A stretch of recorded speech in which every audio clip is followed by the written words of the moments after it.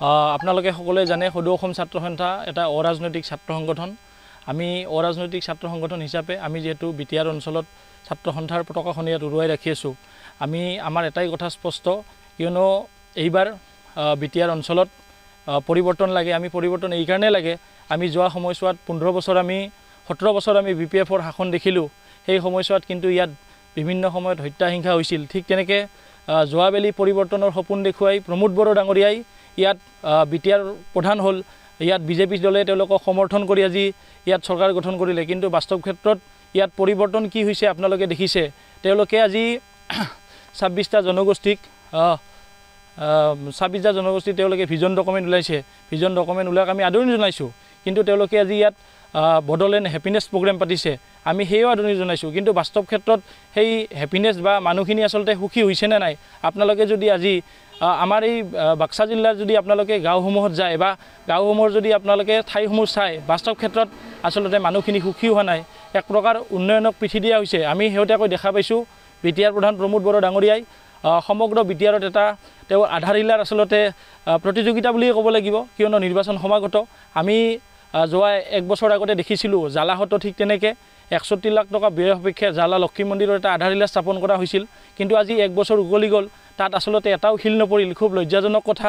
ঠিক তেনেকৈ আমাৰ এই বৃহত্তৰ গাঁতি অঞ্চলৰে চমুৱাগাঁতি দৌল মন্দিৰত আহি প্ৰমোদ বড়ো ডাঙৰীয়াই সেই সময়ত কৈছিল যে 25 লাখ টকা তেওঁ দিব, কিন্তু বাস্তৱ ক্ষেত্ৰত সেই ফুটুকাৰ ফেনত পৰিণত হ'ল। সেইকাৰণে আমি উদ্বিগ্ন হৈছোঁ আৰু আমি ছাত্ৰ সন্থাই ক'ব খোজোঁ, এইবাৰ বিটিআৰবাসী ৰাইজে বা বাক্সা জিলাবাসী ৰাইজ হিচাপে আমাৰ এটাই আহ্বান থাকিব, আপোনালোকে এইবাৰ অন্তত পৰিৱৰ্তনৰ স্বাৰ্থত পৰিৱৰ্তনটো লাগেই, আৰু পৰিৱৰ্তনটো অহাৰ কাৰণে আমি বিকল্প পন্থাটো ইয়াত ল'ব লাগে। আমি দেখা পাইছোঁ অসমৰ মুখ্যমন্ত্ৰী ডাঙৰীয়াই কিন্তু বৰ্তমান সময়ত বাক্সা জিলাতে হওক বা বিটিআৰ অঞ্চলত আহি এক প্ৰকাৰ প্ৰথম শ্ৰেণী দ্বিতীয় শ্ৰেণীৰ নাগৰিকৰ কথা কৈছে, কিন্তু যোৱা 5 বছৰ ধৰি এইগৰাকী মুখ্যমন্ত্ৰী আচলতে ক'ত আছিল আমি তেখেতক প্ৰশ্ন কৰিব খোজোঁ। তেওঁ যোৱা 5 বছৰ সময়ত এদিনো তেওঁৰ মনত পৰা নাছিল নেকি যে বিটিআৰত আজি তেওঁ যিটো কথা কৈ আছে 5 বছৰ আগতো সেইটো কথা তেওঁ কি কাৰণত নক'ল, যে আজি ইয়াত এক প্ৰকাৰ ভাই ভাইৰ মাজত সংঘাত লগাই তেওঁ আজি ৰাজনৈতিক বৈতৰণি পাৰ হ'ব খুজিছে।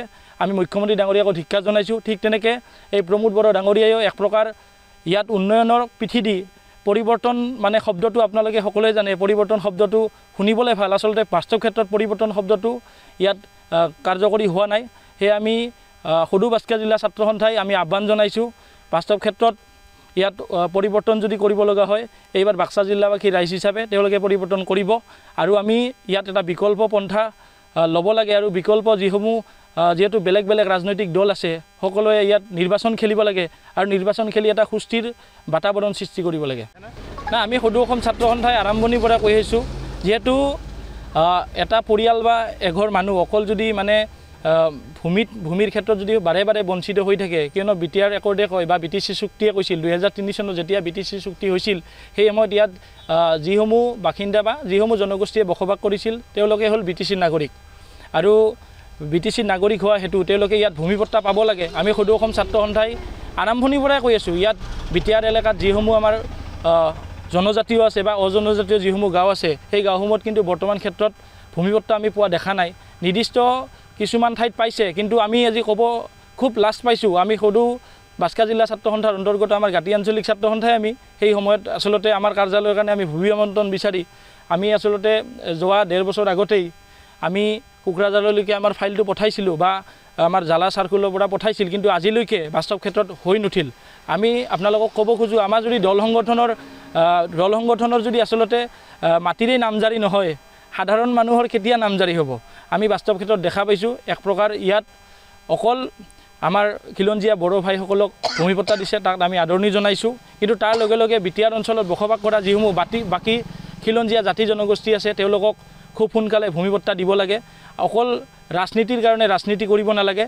আমি দেখা পাইছোঁ ঠাই বিশেষে 2-এটা ঠাইত তেওঁলোকে ভূমিপট্টা দিছে, সেইটো আমি ভাল পাইছোঁ, কিন্তু তাৰ লগে লগে যিহেতু অন্ন বস্ত্ৰ আৰু বাসস্থান আমি সকলোৱে জানো, আমি যদি নিজৰ দেউতাকে বা নিজৰ পূৰ্বপুৰুষে কৰি যোৱা সেই মাটিখিনি যদি আজি মোৰ বা মানে ল'ৰা ছোৱালীৰ নামত নহয়, তেতিয়াহ'লে আচলতে আমি ভূমিহীন হিচাপে আমি স্বীকৃতি পাওঁ।